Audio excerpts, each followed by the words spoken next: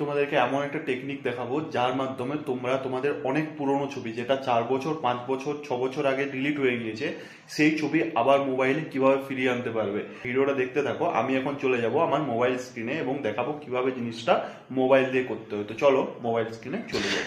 এর জন্য তোমাদের মোবাইলে তোমাদেরকে ইনস্টল করতে হবে গুগল ফটোস অ্যাপটা। ইনস্টল করার পর অ্যাপটা ওপেন করবে। ওপেন করলে এরকম একটা ইন্টারফেস পাবে যেখানে সব ছবি থাকবে।